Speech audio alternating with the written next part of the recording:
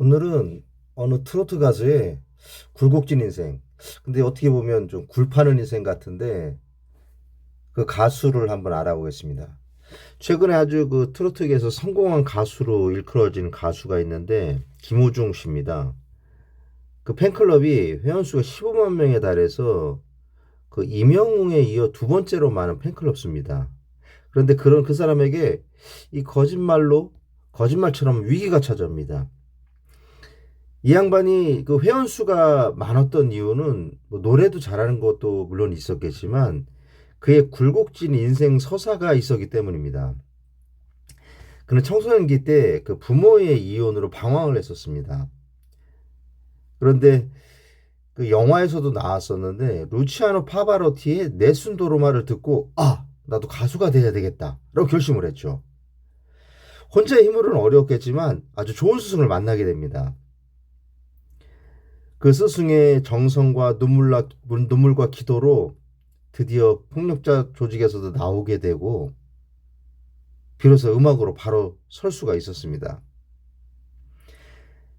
그래서 그가 청소년기를 보낸 김천에는 그의 이름을 딴 거리가 있습니다. 김호중 거리라고 아주 보라색이 아주 잘 칠해져 있는 이 팬클럽의 상징색이 보라색이거든요.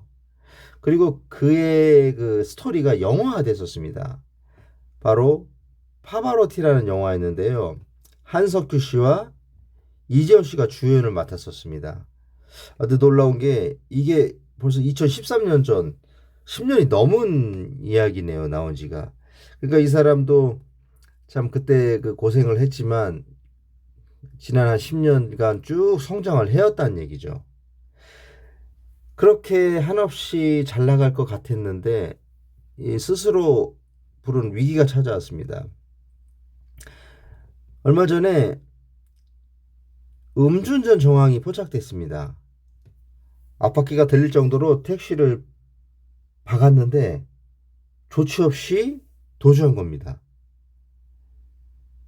그런데 이 음주운전보다 더 문제가 이 조직적으로 은폐를 시도했다는 겁니다. 메모리 카드를 몰래 빼내고 매니저와 운전자를 바꿔치기를 시도했다는 겁니다. 근데 이런 걸 좀 보면 그걸 사람들이 모를 줄 알았을까요? 아니면 그래도 우습게 보았을까요? 좀 그게 좀 이해가 안 가게 됩니다.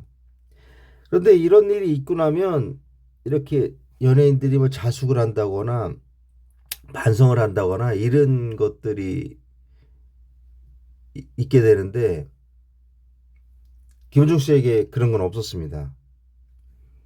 사고 이후에도 공연을 4차례나 강행을 했습니다. 이는 공연 취소로 인한 금전 손해를 최소화하기 위한 판단으로 보여집니다. 그런데 더한 것은 공연에서도 이렇게 말했다고 합니다. 언젠가 진실은 밝혀질 것이다. 즉 자기가 억울하다는 투로 얘기를 했다는 거죠. 그리고 또 팬카페에는 이런 글을 썼다고 합니다. 조사가 끝나면 이곳 집으로 돌아오겠다. 즉 팬카페가 집과 같은 곳이고 팬들은 가족과 같은 분들이란 얘기겠죠. 그래서 가족들은 아무리 큰 잘못을 해도 받아들여 주겠지라고 생각했던 것 같습니다.